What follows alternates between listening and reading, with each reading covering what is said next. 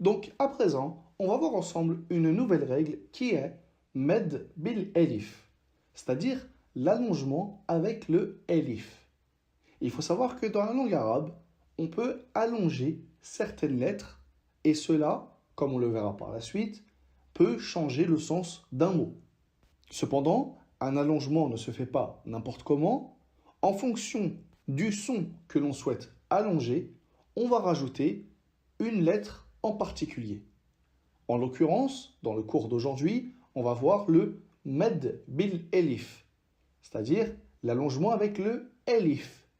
Quand est-ce qu'on va rajouter un elif pour allonger le son? C'est quand on voudra allonger le son E ou bien le son A. Dans ce cas-là, on rajoutera à la lettre qui a la fatha, on lui rajoutera un elif juste après, tout simplement. Et sur ce elif, on ne mettra rien. On ne mettra pas de fatha, ni de damma, ni de kasra, ni de sukun. On mettra rien de ceci. Ce sera seulement un elif qu'on rajoute uniquement pour allonger le son de la lettre précédente. Donc, on va lire ensemble ce tableau. Premièrement, la hamza, et ici je l'ai écrit sur la ligne, ne faites pas attention à ceci, vous verrez par la suite dans quel cas la hamza on l'écrit sur la ligne, dans quel cas on l'écrit au-dessus du elif, et parfois même on peut l'écrire sur le waw, sur le ya, etc. Mais ça, vous le verrez par la suite. Ici, ce qui nous importe, c'est l'apprentissage de la lecture, et non pas la hamza, comment on l'écrit, à quel endroit. En avançant de manière progressive, avec les bonnes fondations, c'est comme ça que vous allez progresser dans la langue arabe. Donc, premièrement, avec la hamza, et on rajoute un elif, on dira a. C'est-à-dire qu'on allonge le son de deux temps. On ne dit pas a, on dit a. Ba. Donc on ne dit pas ba, mais on dit ba.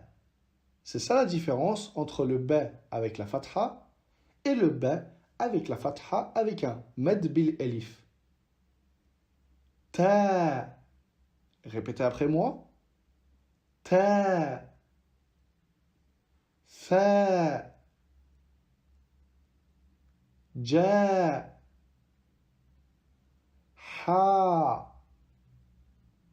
Kha. Da. Za. Ra. Za.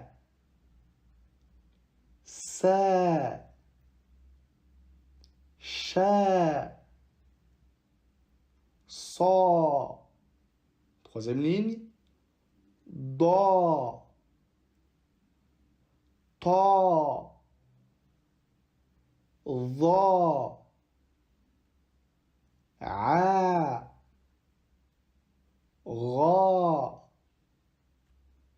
Fa. Qa.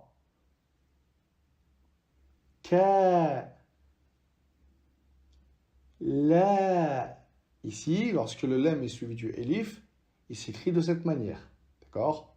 Et on peut l'appeler également lem elif. Ma.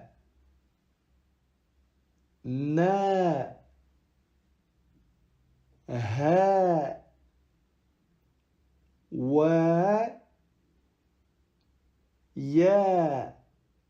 Donc, on a vu ensemble comment allonger le son E ou A, donc une lettre avec une fatha, comment allonger celle-ci en rajoutant tout simplement un elif.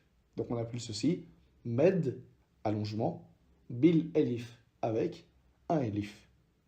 Donc si ceci est compris, je vous retrouve dans la suite pour des exercices de mise en pratique.